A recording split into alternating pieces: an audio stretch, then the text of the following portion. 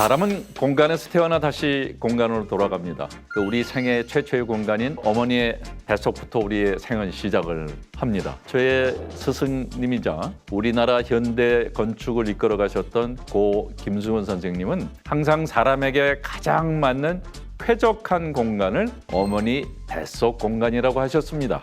자, 이와 같이 건축은 바로 인간이 살아가는 데 필요한 공간을 구축하는 일입니다. 그렇게 해서 만든 게 무엇이겠습니까? 바로 집입니다. 집의 어원은 여러분들이 다 아시다시피 짓다라는 데서 왔습니다. 최초의 인류는 어떻게 집 짓기를 시작했을까요? 또 그 집이 오늘날 우리가 흔히 보는 집이 되기까지 어떤 변화를 겪었을지 한번 같이 살펴보겠습니다.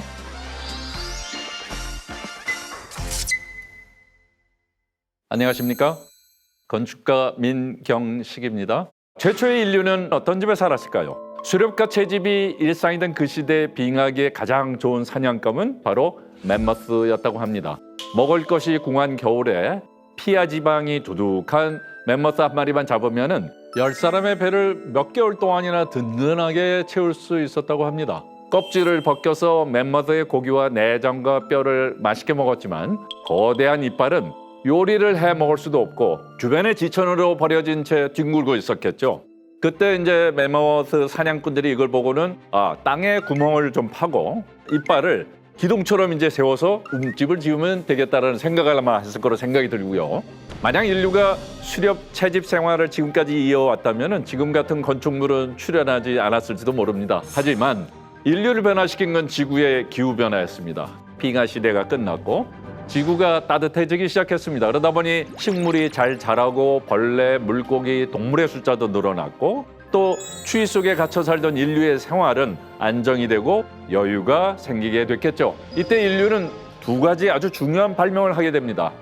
바로 하나는 토기고 또 하나는 간석기입니다.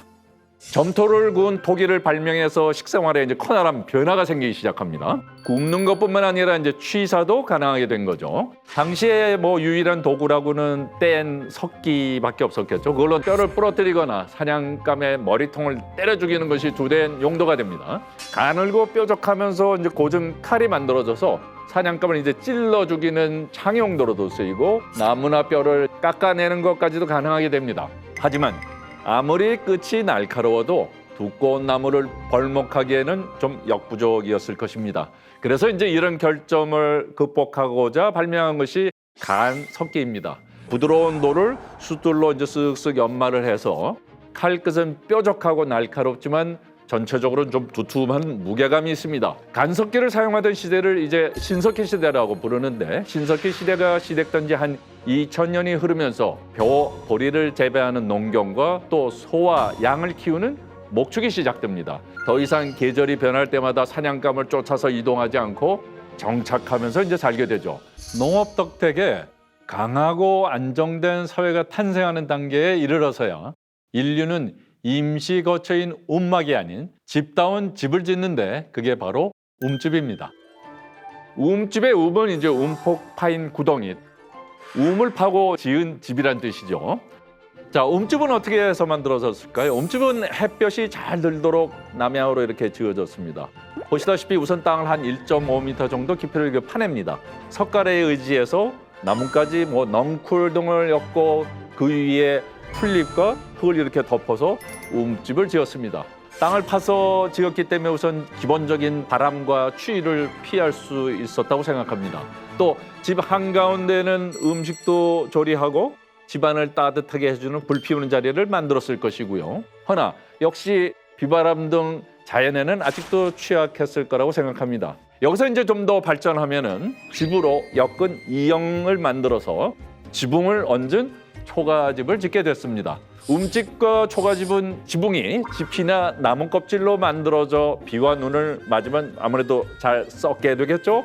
그래서 해마다 아니면 몇 년마다 새로 바꾸어줘야 하는 불편함이 있었습니다. 그래서 여유 있는 자들은 기와를 부어 기와집을 지었습니다. 초가집보다 기와집이 왜 비용이 더 많이 들까요? 기와는 벌써 평당 한 600kg 정도로 무겁습니다. 그러니 이 기와 지붕을 버티게 하려면 그만큼 나무 기둥도 굵어야 되겠죠. 또 기둥뿐만 아니고 주춧돌과 기단부도 아마 튼튼하게 만들어야 하니까 아무래도 비용이 더 많이 들어갈 수밖에 없습니다.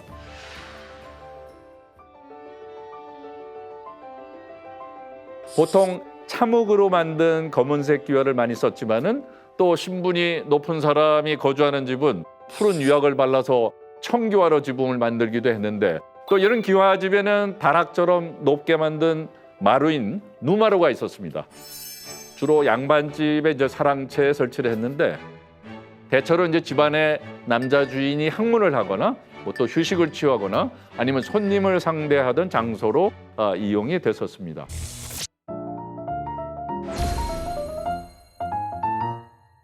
유럽의 집들은 아주 오래전부터 돌과 벽돌이 주 재료였습니다. 그래서 돌과 벽돌로 벽을 쌓아 올리고 그 벽 위에 지붕을 떠받치는 튼튼한 집을 만들었는데, 벽을 주로 쓰는 유럽의 건축물에 하나 치명적인 단점이 있습니다. 바로 그 벽 자체가 모든 하중 무게를 받쳐야 되고 또 튼튼해야 했기 때문에 우리처럼 이렇게 창을 크게 널찍널찍 내기가 힘들었어요. 그런데 햇볕을 두려워해야 되고 환기도 돼야 되니까 창문을 안 낼 수는 없었죠. 유럽의 돌이나 벽돌로 지은 집들은 가로폭을 줄이고 대신 세로로 높은 길쭉한 창을 이제 만들게 되는 집을 갖게 됐습니다.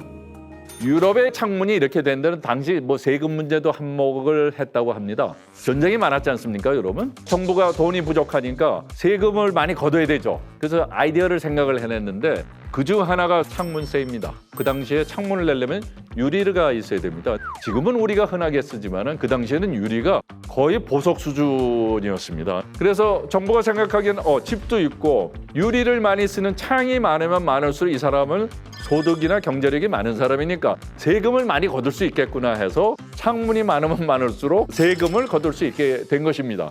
우리는 이제 유럽에 비해서 절대 강수량도 많고 또 비가 장마철에 집중적으로 내려서 집안도 약해질 수 있었습니다. 그래서 나무처럼 또 우리가 쉽게 구할 수 있는 자재였기 때문에 가볍고 또 건물의 무게를 줄일 수 있어서 돌벽이 아닌 나무 기둥을 중심으로 이제 집을 만들었습니다. 그러다 보니까 기둥이 있는 나무 사이사이에는 얼마든지 우리가 창문을 원하는 대로 넓게 낼 수 있어서 유럽의 창보다는 아주 쉽게 창 또 문을 낼 수 있었습니다. 더더군다나 이제 한지가 발달을 해 있어서 창문의 무게를 또 가볍게 할 수도 있었고요.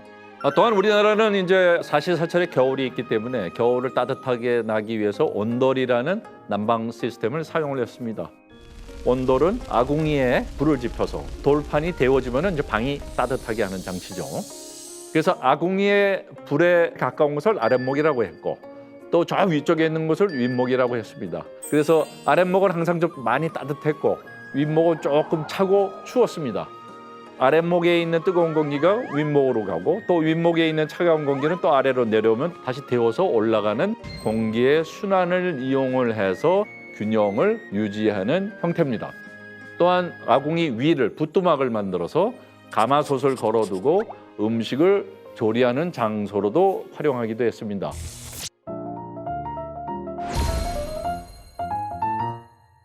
이제는 이런 한옥이 밀집한 동네가 이제 많이 없어졌지만은 다행히 아직 서울에 몇 군데 남아 있습니다. 북촌이라고 하는 한옥 밀집 지역입니다. 북촌 한옥마을은 작은 한옥들이 모여서 골목 마을로 형성이 되어 있습니다.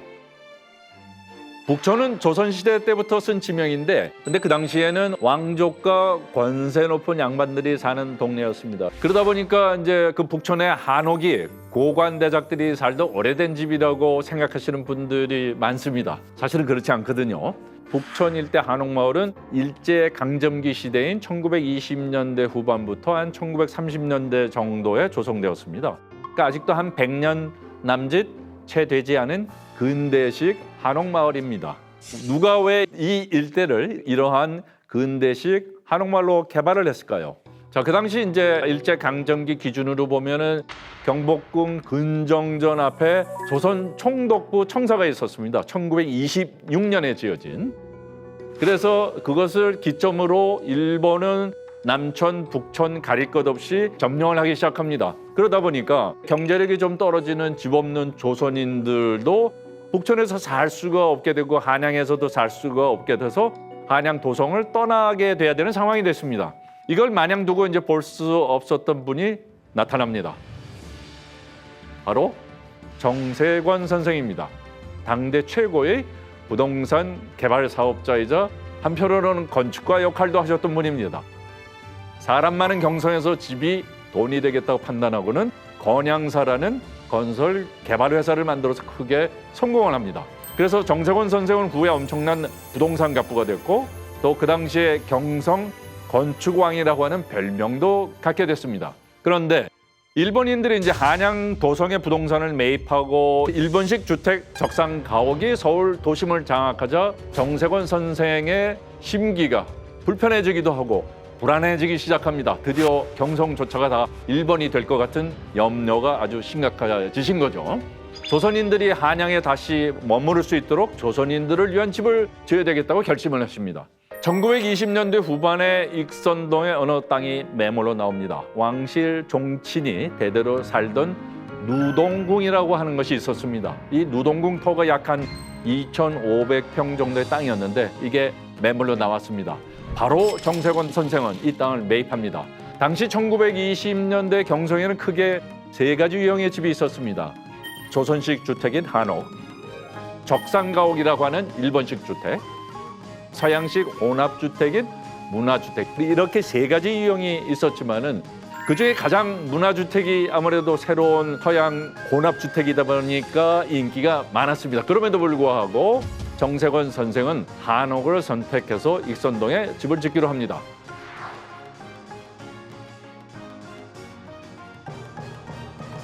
그래서 우선 누동궁 터를 여러 개로 쪼개서 작은 평수로 나눈 다음에 도시형 개량 한옥이라는 것을 만들기로 합니다. 그래서 익선동 내에 한옥 68채의 단지를 세워서 익선동 166번지의 한옥 마을이 탄생하게 됩니다.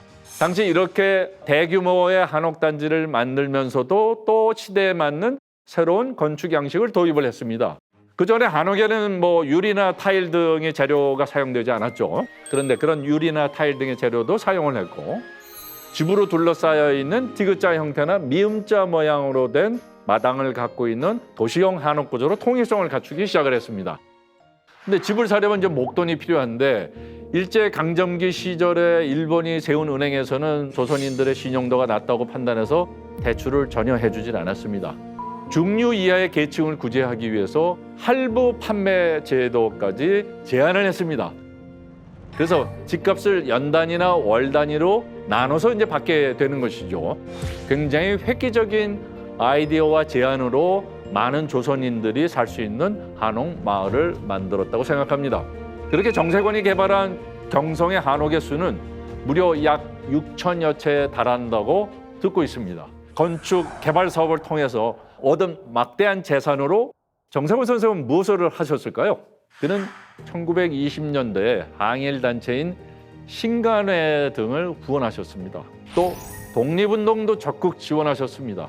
조선 어학회에서 하고 있는 우리말 사전 편찬 작업을 도우시고자 화동에 32평 대지를 구입해서 2층 양옥을 짓고 조선 어학회에 기증을 하셨습니다. 근데 후에 이 조선 어학회를 지원했던 일이 문제가 돼서 추옥을 당하셨고 또 모진 고문도 받으시고 소유하고 있던 뚝섬의 대규모 토지까지 빼앗기고 맙니다. 그래서 여러분들이 이 북촌과 익선동 등등에 방문하실 때는 왜 이 한옥마을이 지금까지 우리가 보존되어 오고 지속되어 있는지를 한번 살펴보실 필요가 있다고 생각을 합니다. We shape our buildings, thereafter they shape us. 윈스턴 처칠의 명언이었습니다. 사람은 공간을 만들고 다시 공간은 사람을 만듭니다. 더 나은 공간이 무엇인지에 대해서 우리가 좀 더 고민하고 그 과정을 통해서 좀 더 나은 삶을 누릴 수 있기 때문입니다. 그런데 막상 분양은 잘 안 됐습니다. 그래서 어려움을 겪었습니다. 높은 곳에서 자면은 게다가 준공 일주일 만에 사고가 발생합니다. 결국 인체 실험을 할 수밖에 없었는데 그리고 또 하나, 여러분에게는 의외의 건축물이 최악의 한국 현대 건축으로 선정이 되었습니다. 왜 최악의 한국 현대 건축으로 선정되었을까요? 같이 살펴보겠습니다.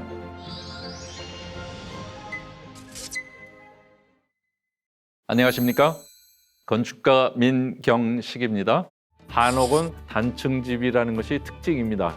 그 이유 중에 하나는 아궁이에서 불을 떼면은 밥도 줘야 되고 또 남는 열로 난방을 하기 때문에 그 당시로서는 목조 건축으로서의 어려움이 있었을 것으로 생각이 듭니다. 하나 이제 아궁이가 가스보일러가 되면서 밥을 짓는 불과 난방을 하는 불로 기능이 나눠지게 됐습니다. 아궁이 온도를 위해서 단층짜리 집을 지을 필요가 없게 된 거죠. 그러면서 이제 아파트가 등장하기 시작을 했습니다. 1958년 일본이 아닌 우리의 민간 회사인 중앙산업이라는 건설회사가 지은 최초의 국내 아파트가 성북구 종암동 고려대 옆 언덕에 지어진 종암 아파트라고 있었습니다. 국내 처음으로 수세식 변기를 집안에 들여놨습니다. 집집마다 재래식이 아닌 수세식 변기가 들어가 있었다는 건 아주 획기적인 사건이었습니다. 방 2칸에 거실, 주방, 발코니까지 딸린 고급 주택이었습니다. 그리고 부엌에는 연탄 아궁이를 설치를 했고요. 그런데 종암 아파트는 막상 분양은 잘 안 됐습니다. 그래서 어려움을 겪었습니다. 왜냐하면은 높은 곳에서 자면은 고공포에 걸린다고 해서 사람들이 기피했습니다.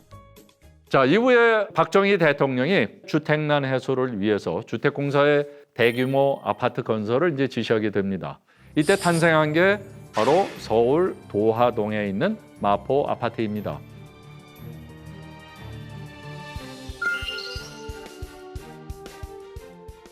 그런데 1962년 12월 7일 마포 아파트 준공 일주일 만에 연탄가스 누출 사고가 발생합니다. 그래서 일가족 6명이 중태에 빠졌습니다. 피해자는 부엌의 구조가 잘못됐다라고 말을 하고, 그래서 이제 이 아파트를 지은 대한주택공사는 이게 문제가 아니라는 걸 보여줘야 됐기 때문에 동물 실험을 하기로 결정을 합니다. 인체 기능과 가장 비슷하다는 기니피그 6마리를 구해와서 여러 방에 한 마리씩 풀어놓고 실험을 했습니다. 그런데 결과는 가스 중독은 없었습니다. 하지만은 입주자들은 기니피그가 안전하다고 인간까지 안전할 수는 없다라고 주장을 합니다. 결국 인체 실험을 할 수밖에 없었는데 과연 생명을 건 인체 실험을 누가 나서서 하겠습니까? 그러는 참에 시달리던 담당 건축부장이 본인이 스스로 하겠다고 하고 가장 가스가 많이 샌다는 방에 하룻밤 투숙을 했습니다. 다행히 아무 이상 없었고 입주율이 높아졌다고 합니다. 말씀드린 것처럼 한옥에서 이제 아파트로 넘어오면서 생활이 편리해진 것은 사실입니다. 그러나 실질적으로 우리 삶이 더 나아졌다고 말할 수 있을까요? 과거 우리의 한옥방들은 위치에 따라서요. 안방의 건너편에 있어서 건넌방, 저 아래쪽에서 아랫방이라고 불렀습니다. 그리고 기능이 굉장히 복합적이었습니다. 책 보려고 책상 펴면은 공부방 됐고요. 이불 깔면 침실 됐고, 밥상 놓으면은 그냥 식당입니다. 반면 이제 아파트 시대로 돌아오면서 각각의 공간은 거의 하나의 기능만을 만족시킵니다. 침실, 거실, 주방. 같은 면적을 이제 용도별로 하나씩 쓰다 보니까 방들이 다 작아졌겠죠. 그러다 보면 이제 집이 답답하고 좁다고 느껴지게 될 수밖에 없습니다. 또 한옥은 이제 방마다 벽이 아닌 창호문으로 구분이 되어 있었습니다. 그래서 굉장히 개방적인 구조를 갖고 있었습니다. 때문에 가족 간 유대가 굉장히 친화적이었습니다. 가깝고. 저희 부모님이 안방에서 밥상 차려놓고 야 경식아 밥 먹어 빨리 와라. 바로 소리가 들리니까 네 하고 건너갔습니다. 왜냐하면 건너방이었으니까 바로 건너가기 쉽죠. 반면에 아파트는 대부분 이제 벽식 구조를 사용하니까 공간마다 벽으로 다 막혀 있습니다. 그러니까 가족 간의 소통이 부실해질 수밖에 없죠. 한옥의 가장 또 큰 특징 중 하나는 가운데 마당이 있다는 겁니다. 이 마당은 자연과 같이 항상 호흡할 수 있는 공간입니다. 계절이 바뀌면 계절이 바뀌는 대로, 뭐 날씨가 바뀌어서 비가 오면 비가 오는 대로, 눈이 오면 눈이 오는 대로. 또한 마당은 여러 가지 기능을 갖고 있었습니다. 결혼식을 했죠. 김장도 했습니다. 집안의 어른이 돌아가시면 장례식도 했습니다. 이렇게 집안 내 행사를 마당에서 했었습니다. 근데 지금 이제 아파트 시대로 넘어오면서 마당은 없어지게 됐고 거실이라는 서구 생활적 기능이 차지하게 됩니다. 이 거실에는 변화가 거의 없습니다. 자연을 대신해서 거실 한가운데를 차지하게 된 것이 바로 TV와 소파뿐이기 때문입니다. 그래서 자연이 아닌 미디어와 많은 시간을 소진하고 있다고 볼 수 있는 것이죠. 삶의 공간이 이제 한옥에서 아파트로 변화함에 따라서 그 안에 사는 우리의 삶의 양식이나 사고방식도 변화하고 있습니다. We shape our buildings, thereafter they shape us. 2차 대전 시 폭격으로 폐허가 된 영국 의회 의사당을 다시 짓는 자리에서 행한 연설의 한 부분입니다. 모든 개인에겐 집이 있듯이 국민을 대표하는 민의의 집이 국회의사당입니다. 우리 국민의 뜻이 모이고 결정되는 것이기 때문에 우리의 삶에 지대한 영향을 미치는 공공건축임에 틀림없습니다. 그런데 건축 전문가 100인이 뽑은 최악의 한국 현대 건축의 의외의 이름이 있습니다. 바로 국회의사당과 청와대입니다. 자, 당대 최고의 엘리트들이 참여했을 두 건축물이 왜 최악의 건축물로 손꼽혔을까요? 보시다시피 여의도의 국회의사당은 국적이냐 개념이 없는 건물로 보여집니다. 열주도 있고 위에 돔도 씌워놓고 앞에 큰 광장도 정원도 있습니다. 그러나 우리의 전통입니까?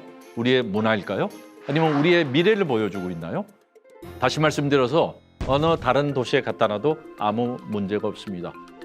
무엇보다도 국회의사당에서 여러분들이 보시기에 가장 눈에 띄는 부분이라고 하면은 서양 보전 양식 건물에 주로 얹혀 있는 커다란 돔입니다. 어쩐지 생뚱맞다는 느낌 들지 않으시나요? 국회의사당의 돔이 어쩌다 얹혔을지 살펴보겠습니다.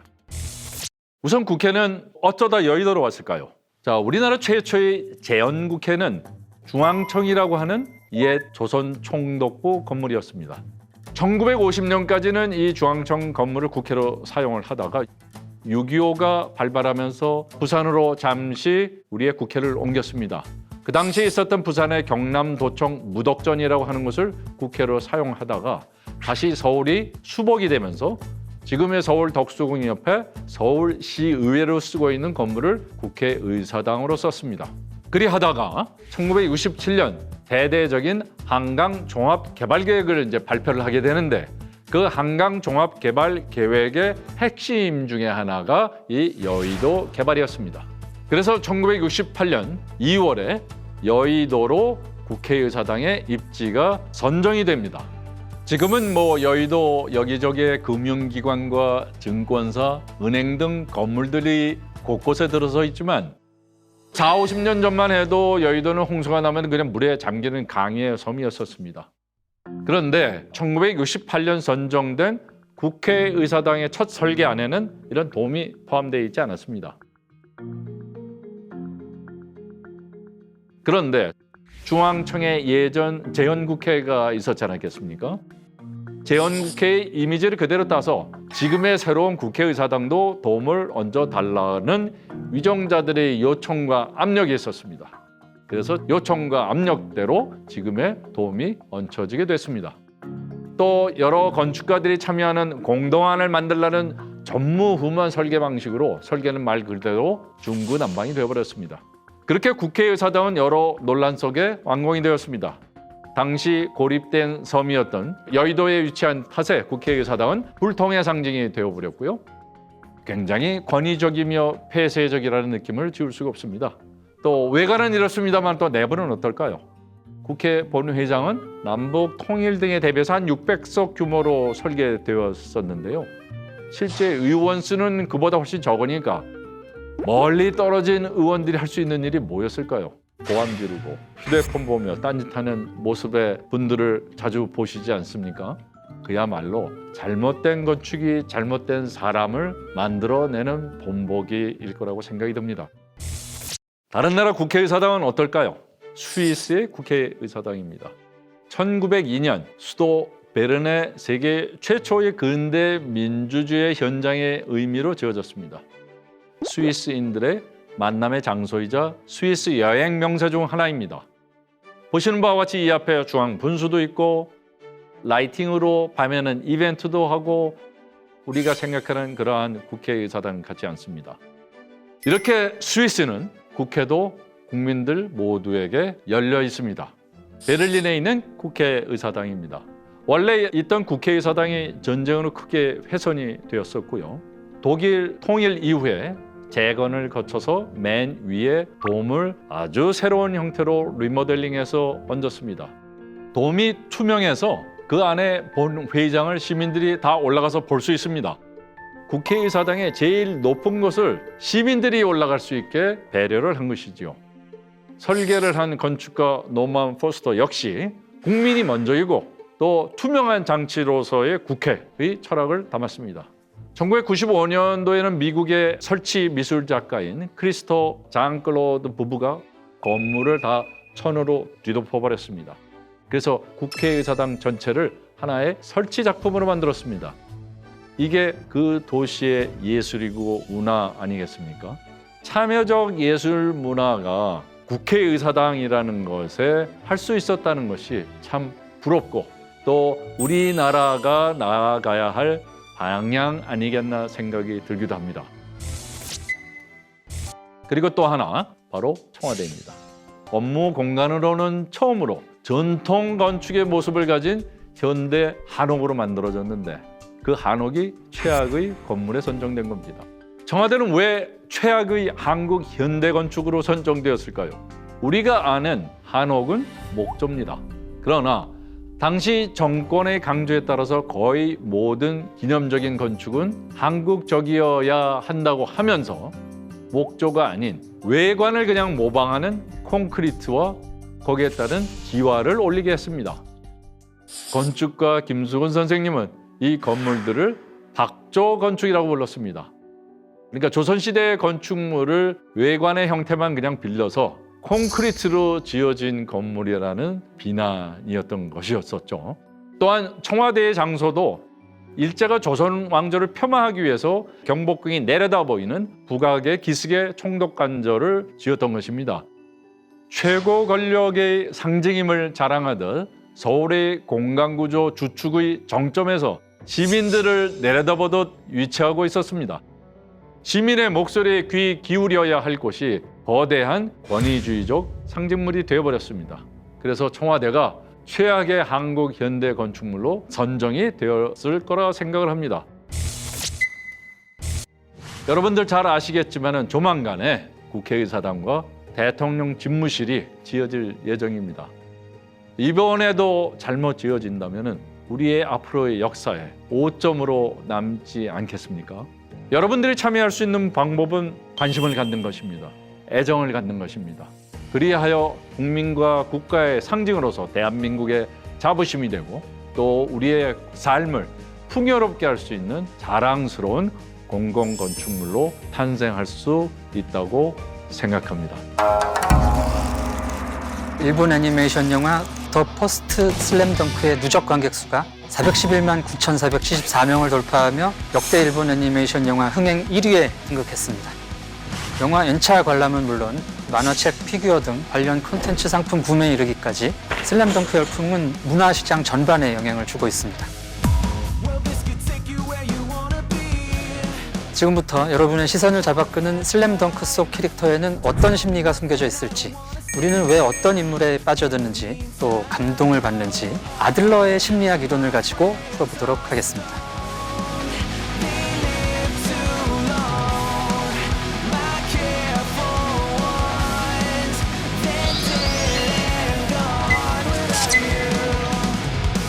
안녕하세요. 문화심리학자 한민입니다. 3040 청장년층부터 20대까지 모든 세대가 슬램덩크 열풍에 푹 빠진 이유는 뭘까요? 사람들이 좋아하는 매력적인 캐릭터에는 심리학적 비밀이 숨어 있습니다. 아들러는 정신역동 이론의 이론가인데요. 인간의 우월성의 욕구를 가장 강조한 분입니다. 사람은 누구나 다른 사람보다 우월해지고 싶은 욕망이 있어요. 그런데 그럴 수가 없죠. 나보다 잘난 사람은 어디서든지 존재합니다.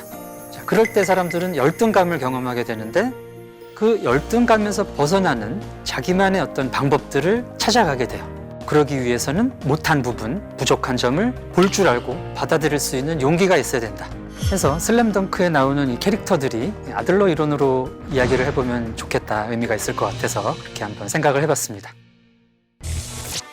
그럼 국산의 멤버 중에 정대만 선수부터 이야기를 시작해볼까요? 정대만은 중학교 때 굉장히 스타였습니다.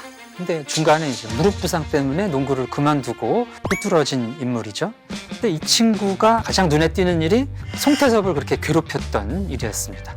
농구를 이제 좋아하고 잘하는 모습을 보니까 왠지 그게 이제 화가 나고 속상해서 송태섭을 볼 때마다 이렇게 때리는, 자, 이런 식의 행동 방식을 방어 기제 중에 반동 형성이라고 합니다.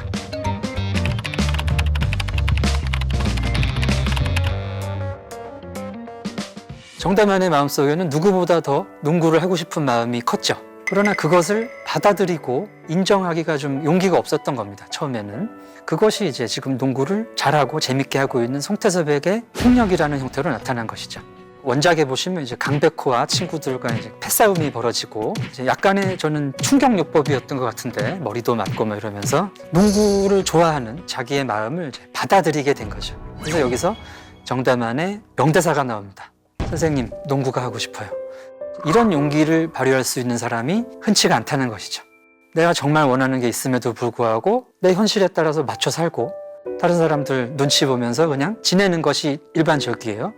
그런데 정대만은 그것을 받아들였다는 것이죠.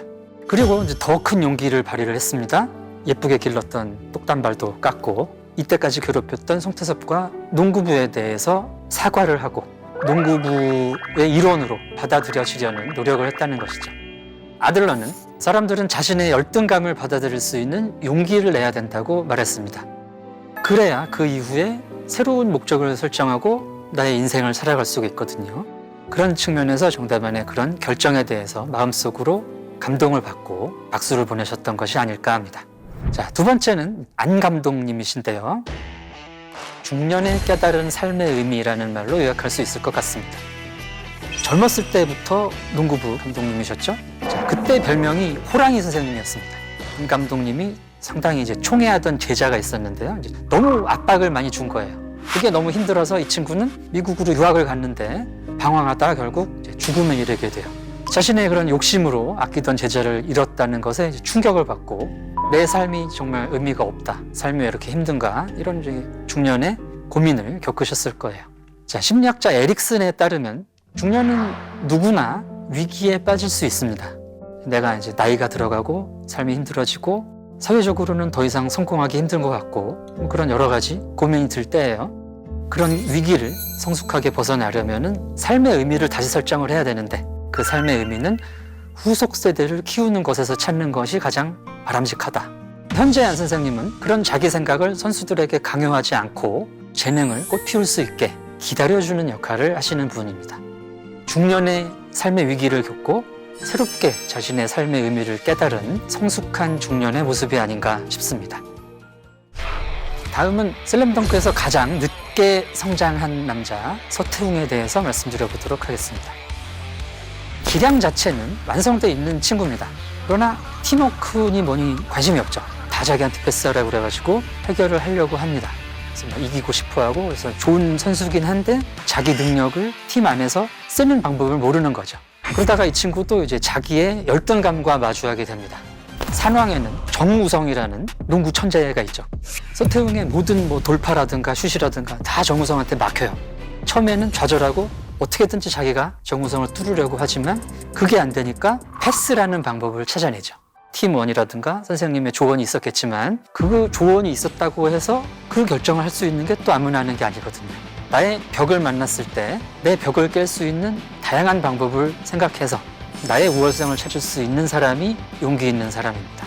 그런 측면에서 서태웅이 발휘한 것은 이제 자신의 부족함을 받아들이고 패스할 용기를 가졌다는 점이죠. 최치수, 국산의 주장이자 공부도 잘하고 부족한 게 없는 친구입니다. 근데 캐릭터 상품 파는 데에서 최치수 것만 안 팔린대요. 인기가 없다는 얘기죠. 자, 왜 인기가 없을까요? 매력이 없으니까. 감상자들이 원하는 매력은 이 사람의 어떤 사이다처럼 톡 쏘는 매력이든가 아니면 이 사람의 어떤 서사입니다. 최치수는 그런 게 없어요. 자, 그러나 이 친구의 진짜 멋있는 포인트는 이 사람이 가슴속에 불가능한 꿈을 품고 있어요. 체 게바라라는 분이 이런 얘기를 하셨습니다. 리얼리스트가 되라. 그러나 가슴속에 불가능한 꿈을 가져라. 자, 북사는 아시다시피 강팀이 아닙니다. 근데 최치수는 전국 재패라는 꿈을 가지고 있습니다. 누군가는 그거를 허황된 꿈이라고 했지만 최치수는 그 꿈을 이루기 위해서 계속해서 노력해왔죠. 그리고 재능 있는 친구들이 합류를 했기 때문에 그동안 노력해왔던 최치수의 꿈이 이루어질 수 있었던 거예요. 그러니까 최치수가 불가능한 꿈을 꾸지 않았으면 산왕전에서 이기는 일은 일어날 수 없었다는 얘기죠. 다음은 문제적 캐릭터 강백호인데요. 강백호의 캐릭터는 이제 자칭 천재, 약간 자기애성 성격의 인물입니다. 자기애성 성격이라는 것은 이제 관심의 대상이 항상 자기예요. 다른 사람들을 돌아보지 못합니다. 근데 이제 이 친구가 자기의 삶의 목적을 찾으면서 자기가 잘났다고 생각한 그 재능을 발휘하게 되는 과정이 굉장히 재밌는 거죠. 강백호의 진짜 멋있는 측면은 조금 재능 있는 애가 성장해 가는 요게 다가 아닙니다. 재능이 다가 아니라는 것을 이제 자기가 농구를 배워가는 과정, 시합을 해가면서 보여주게 되는데 최치수와 처음 만났을 때 이 친구가 대뜸 덩크슛을 꽂습니다. 이거는 이제 강백호가 가진 재능을 상징하죠. 근데 덩크슛만으로 농구를 이길 수 있는 게 아니에요. 농구에서 이기기 위해서는 수많은 패스와 그리고 점프슛 같은 기본이 중요하다는 것이죠. 자, 여름방학 때 강백호가 이제 2만 개 점프슛을 하는 장면이 있는데 슛을 하는 거를 비디오로 찍어서 보여줘요. 받아들이지 못합니다. 처음에는. 저게 나일 리가 없어. 받아들이지 못하다가 결국 받아들이죠. 자기가 천재라고 생각했던 착각에서 깨어나서 자기의 모습을 바라보는 용기를 냈다는 거죠. 또 하나 강백호의 명대사를 꼽자면 영감님의 영광의 시대는 언제였나요? 저는 지금입니다. 몸을 사리지 않고 직진을 하는 이런 또 용기를 보여줍니다. 자, 이거 역시 아무나 할 수 있는 판단이 아니고 아무나 할 수 있는 결정이 아니죠. 살짝 바보여야 되는 측면도 있습니다. 마침 살짝 바보 캐릭터기도 하죠. 중요한 거는 남의 시선에 휘둘리지 않고 자기의 생각을, 자기의 열정을 발휘할 수 있는 용기입니다. 자, 그 점에서 강백호가 여러 시청자들에게 이제 다가갔던 것 같습니다. 이번에 말씀드려볼 캐릭터는 식스맨이라고 하는 이제 권준호와 벤치 멤버들인데요. 농구는 5명이 하는 스포츠입니다. 근데 이 5명이 풀타임을 뛸 수가 없기 때문에 이 식스맨의 역할이 굉장히 중요합니다. 후보 선수들이 중요하다는 거죠. 그래서 꾸준히 있어줘야 될 곳에 있어주는 사람들이 필요하다는 거예요. 자, 그래서 이제 권준호와 식스맨들은 꾸준함과 노력을 상징합니다. 그리고 더 중요한 것은 이런 인물들이 내 인생일 수 있다는 거죠. 어느 시점까지 나는 내 인생의 주인공으로서 슈퍼스타일 거라는 생각을 해요. 근데 살아가다 보면 나는 어쩌면 권준호일지도 모른다라는 깨달음이 들 때가 와요. 근데 이제 여기서 잘못된 선택을 하면 강백호라는 착각을 하면서 끝까지 가는 거죠. 그건 나를 위해서도 다른 사람을 위해서도 별로 바람직한 부분이 아닙니다. 중요한 것은 내 역할을, 내 인생에서의 나의 존재의 의미를 받아들일 수 있는 용기인 거예요. 슬램덩크에 나오는 북산의 식스맨들은 그런 내 역할을 받아들이고 자기 자리에 있어줬던 인물이죠. 이제 마지막으로 송태섭에 대해서 말씀드려 보겠습니다. 저는 이제 송태섭의 이야기를 의외로 걱정되는 이라는 말로 설명드려 보고 싶습니다. 송태섭이 오키나와 출신으로 나와요. 일본에서 오키나와라는 지역은 좀 독특한 지역입니다. 독립적인 나라였다가 나중에 일본에 편입이 됐기 때문에 식민지 내지는 이제 2등 국민 취급을 받아왔던 지역이에요. 그래서 이제 거기서 혼돈스러운 자기 정체성을 위로받고 자기를 찾기 위해서 했던 게 농구이기도 하고요. 또 이제 개인적인 서사를 보면은 어렸을 때 아버지와 형이 차례로 세상을 떠납니다. 그래서 형을 대신해야 된다, 또 아빠를 대신해야 된다라는 압력 사이에서 또 이 친구도 살짝 엇나간 부분이 없지 않은데, 이 부분을 이해하시기 위해서는 또 일본 문화에서의 아들의 역할을 좀 생각해 보실 필요가 있습니다. 일본 문화에서 장남이 아버지를 대신해서 가업을 이어받고 집안을 지키는 그런 의무를 부여받아요. 근데 이제 태섭이 같은 경우는 내가 그거를 해야 된다는 이제 압력을 받을 수밖에 없는 거죠. 근데 농구는 잘 안 되고 형만큼의 재능은 내가 없는 것 같고 하니까 이제 약간 삐뚤어졌던 겁니다. 그래서 사고를 겪고 찾아간 것이 오키나와의 바닷가 마을, 형하고 갔던 어떤 동굴이었습니다. 자, 사람들이 누구나 살아가다 보면은 세상의 풍파에 휩쓸리고 정말 힘들고 지칠 때가 있습니다. 이럴 때 필요한 게 동굴이라는 곳이에요. 나의 어떤 심리적인 안식처 같은 거죠.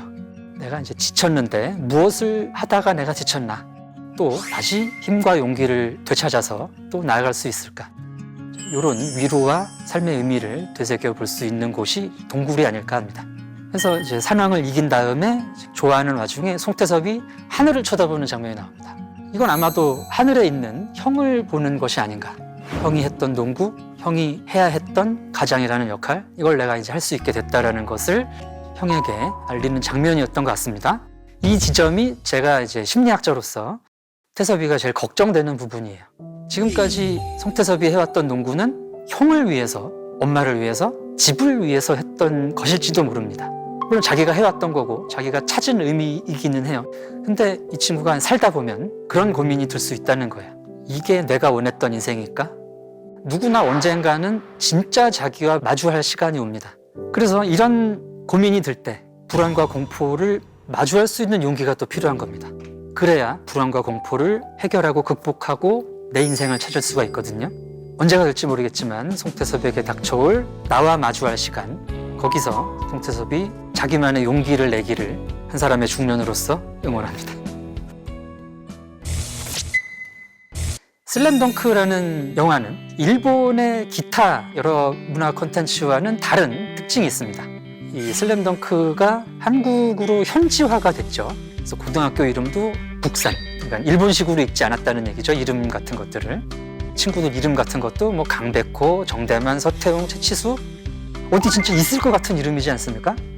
또 중요한 것이 일본 만화에 많이 나오는 장면이 이제 필살기가 있습니다.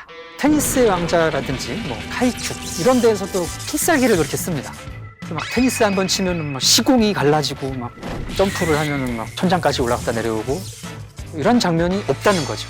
뭐 강백호가 약간 뭐 점프를 더 한다든가 그런 게 나오긴 하지만 충분히 현실적으로 이해할 수 있는 범위에서 현실적으로 그려졌다는 거죠.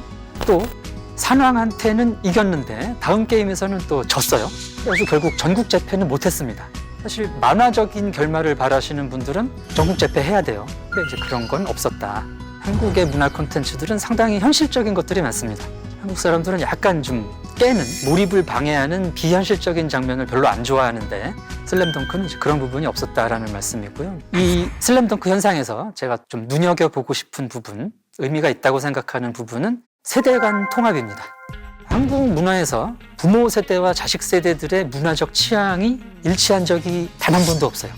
지금도 어떤 사람들은 임영웅 콘서트를 가시고 자식들은 BTS를 보죠.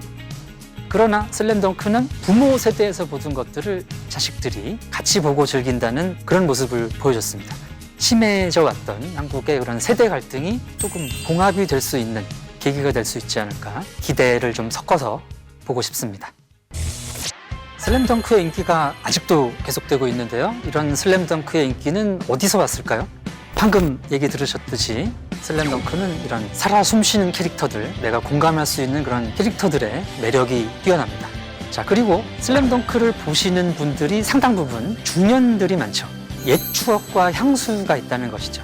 학창 시절에 친구들하고 열정을 갖고 열심히 도전했던 순간.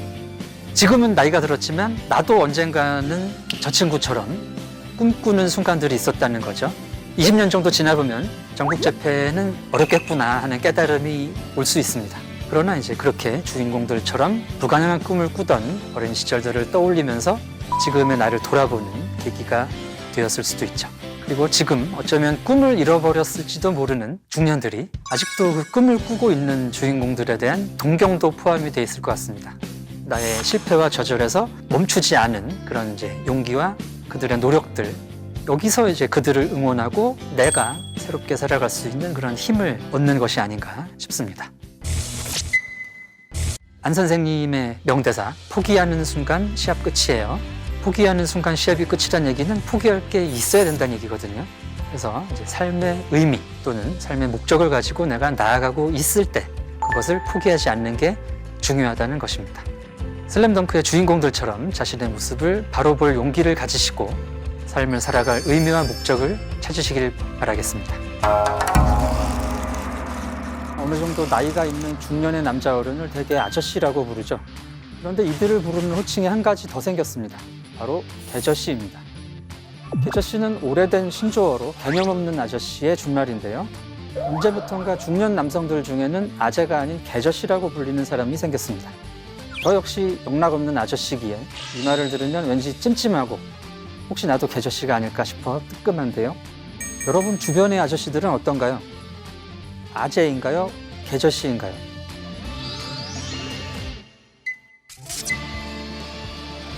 안녕하세요. 문화심리학자 한민입니다. 계저씨에 대해 이야기하려면 가장 먼저 계저씨는 어떤 사람인지에 대해 알아야 되겠죠? 여러 웹사이트나 SNS, 뉴스에서 반복적으로 발견되는 계저씨들의 사례는 다음과 같습니다. 공공질서를 무시하고 남들에게 피해를 끼치면서도 잘못됐다는 인식이 없는 진상, 종업원을 하인처럼 여기며 고함과 반말을 일삼거나 택시나 버스 기사에게 시비를 거는 손님, 나때를 강조하며 직원에게 열정페이를 강조하는 사장, 업무와 관계없는 사적인 심부름을 시키는 상사, 새벽에도 주말에도 아랑곳하지 않고 메시지를 보내는 상사, 금요일 저녁 회식을 강요하는 팀장 등 여러 가지 이런 특징이 있습니다. 계저씨들의 행동적 특징은 이렇습니다. 화를 잘 낸다, 소리를 막 지르고 성질이 되게 급하고요. 나이나 지위를 앞세우고 부당한 지시를 내리고 개인적인 일에 참견을 그렇게 하시고요.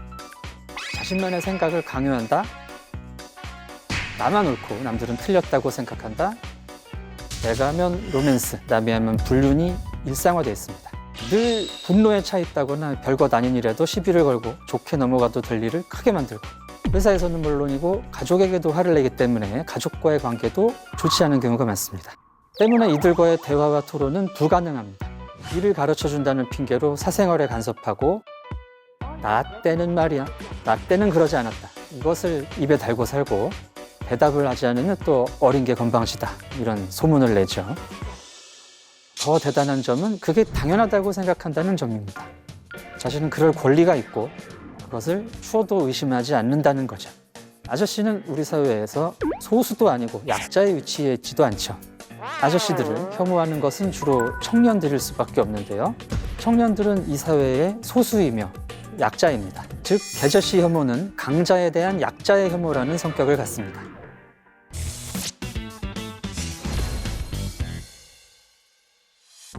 계저씨라는 말이 등장하기 몇 년 전 소위 흑수저, 금수저 하는 수저론이 등장을 했고요. 흑수저라는 말이 되게 유행을 했었죠.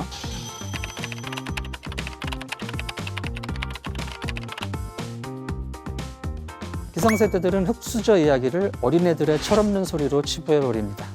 자신이 잘 살고 싶으면 노력을 하면 될 거 아니냐. 요즘 젊은 것들은 노력이 부족해. 나쁜 아저씨들의 1번 레퍼토리입니다. 하지만 청년들이 느끼기에 더 이상 우리 사회는 노력한 만큼 잘 살 수 있는 사회가 아닙니다. 1980년대에서 90년대 초반까지 청년들은 상대적으로 조금만 노력해도 좋은 직장을 가질 수 있었습니다.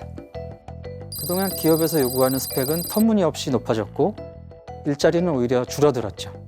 고성장 시대 20대를 보내며 상대적으로 쉽게 기회를 얻은 40대, 50대 직장인들이 지금 청년들에게 노력이 부족하다라는 말을 하는 것은 대단히 부당한 일입니다. 그래서 흑수저론의 핵심은 절망일 수밖에 없는 것입니다. 청년들이 스스로를 흑수저라고 부른다는 것은 노력해도 나아지지 않는 현실을 받아들이기 시작했다는 의미죠. 이런 현실에 있는 청년들이 보는 40, 50대 남성은 어떤 존재일까요? 계저씨가 혐오의 대상으로 떠오르면서 사실 아저씨들은 많이 억울했습니다. 직장에서의 역할, 가장으로서의 부담감, 가족으로부터의 소외 등등 아저씨들도 할 말이 없는 것은 아니기 때문입니다. 하지만 아저씨들이 그렇게 억울함을 호소할수록 청년들은 더 큰 혐오를 하죠. 자신들이 미움받을 짓을 해놓고 어디서 감성팔이를 하느냐라는 겁니다.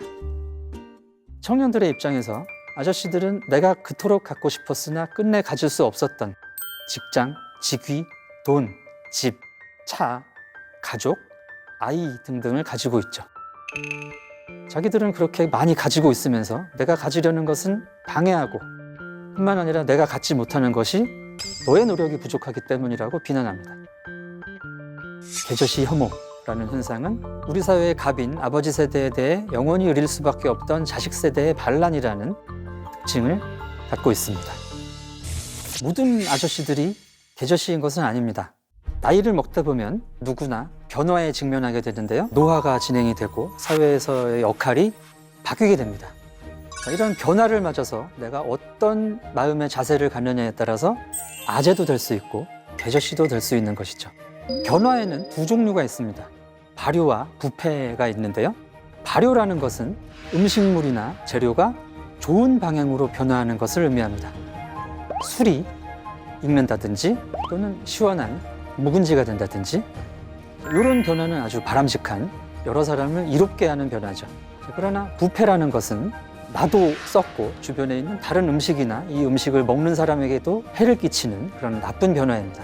부패가 된 분들이 계저씨라고 할 수 있는 것이고요.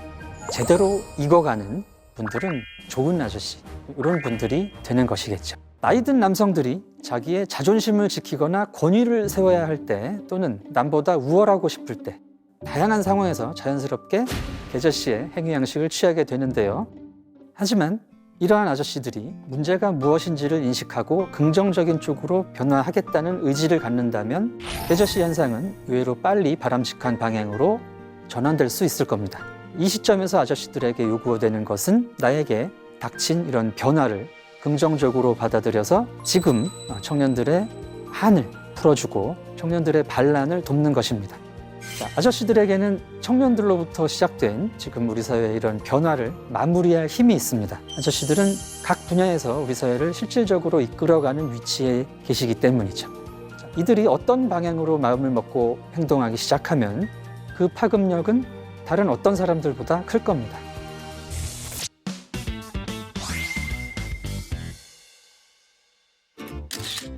심리학자 마이클 톰슨은 남자아이가 여자아이보다 감정적으로 더 예민하다라고 주장했습니다. 남자는 감정을 드러내서는 안 된다라는 성역할 고정관념 때문에 점점 자신의 감정을 억제하게 된다는 것이죠. 그 결과 남자들은 지금 드는 기분이 뭔지 잘 모르고 또 어떻게 반응을 해야 될지도 잘 모른다는 것이죠. 나이를 먹으면서 겪게 되는 말로 설명할 수 없는 굉장히 찜찜하고 더러운 이 기분의 정체는 바로 두려움입니다. 직장에서나 가족에서나 내가 필요가 없는 사람이다, 인정받지 못한다는 그런 공포, 잘못 살아온 게 아닐까 하는 불안감, 이런 것들이 스스로를 굉장히 두렵게 만든다는 것이죠. 그런데 남자들에게 이런 두려움을 드러내는 것은 금기입니다. 남자들이 뭐가 무섭다고 하면 그깟게 뭐가 무섭냐, 남자가, 이런 얘기를 듣게 되는 거죠. 따라서 남자들은 두려울 때 화를 내는 거죠. 화를 내면 최소한 약해 보이지는 않거든요. 화는 기본적으로 공격을 당하거나 가진 것을 뺏겼을 때 나오는 반응이지만 공포나 슬픔을 회피하는 수단이 되기도 합니다. 아저씨들에게 거부감을 갖는 이유 중 하나는 그들의 의사소통 방식에 있습니다. 일방적인 지시, 인격모독, 내로남불, 자기 자랑으로 요약되는 계저씨들의 의사소통의 특징은 공감의 부재입니다. 아무리 좋은 뜻으로 하는 말이어도 전달이 되지 않으면 소용이 없습니다. 의사소통에서 가장 중요한 부분은 의사소통할 대상을 이해하는 것입니다. 또한 아저씨들이 항상 점검해 보셔야 될 사항은 내가 알고 있었던 것들이, 알고 있는 것들이 지금도 유효한가 하는 겁니다. 예전에 배운 지식이 지금도 옳다고 믿는 것은 위험한 일입니다. 젊었을 때 배운 지식으로 평생을 살아보겠다는 것은 스스로 도태되는 길이자 자녀와 후배들과 단절되는 길입니다. 따라서 아저씨들은 과거에 내가 가지고 있었던 지식들을 계속해서 새 것으로 업데이트할 필요가 있습니다. 꽃보다 할배 스페인 편에서 맏형인 이순재 씨의 모습이 화제가 되었던 적이 있습니다. 예전과는 달리 이제 여행 도우미 이서진 씨가 없이 출국해서 스페인 공항에서부터 숙소까지 찾아가야 됐었는데요. 비행기 안에서 이제 이순재 씨가 잠도 안 주무시고 스페인어를 공부하고 회화를 공부를 하셨다는 거죠. 물론 과정이 조금 힘들고 여러 가지 어려움이 있었지만 무사히 도착할 수 있었습니다. 이후 이순재 선생님은 나이를 먹었다고 주저앉아서 어른 행세하고 대우받으려고 주저앉아 버리면 늙어버리는 거고 난 아직도 한다 하면 되는 거예요, 이런 말씀을 하셨습니다. 배움에는 나이가 없다라는 것을 보여주는 사례이면서 바람직하게 발효가 되려면 어떻게 해야 되는지 몸으로 보여주셨던 그런 사례였죠. 자, 아무래도 나이가 들면서 기억력도 예전 같지 않고 이 나이에 내가 뭘 할 수 있을까, 배울 수 있을까 싶겠지만 최근 뇌과학 연구들은 아저씨들의 뇌가 아직 믿을 만할 뿐 아니라 나이가 들수록 더 능력이 성숙해진다는 사실을 밝혀내고 있습니다. 셰리 윌리스라는 연구자가 한 종단 연구인데요. 어휘력이라든가 계산 능력, 공간 지각 능력, 기타 여러 가지 종합적인 판단력 등이 40세에서 65세에 피크를 찍더라라는 이야기입니다. 자신의 시대가 지났다는 것을 알고 물러서는 것도 옛 세대의 미덕일 것입니다.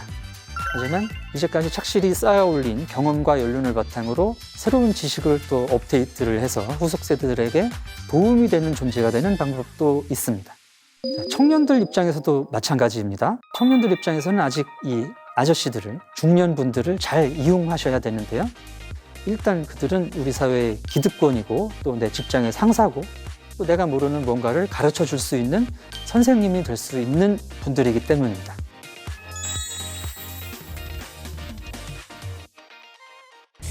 젊음, 명예, 성공 등 점차 나에게서 사라져가는 것들에 집착하게 되면 지금의 나를 잃고 오히려 다른 사람들을 괴롭히는 나쁜 중년으로 나이가 들게 됩니다. 나를 위해, 나와 함께 살아가는 다른 이들을 위해 새로운 삶의 의미를 찾아야 할 때가 아닌가 싶습니다. 사회에서 역할에 충실하시면서 가족과 조직을 위해서 희생하고 계시는 중년 여러분들을 응원합니다.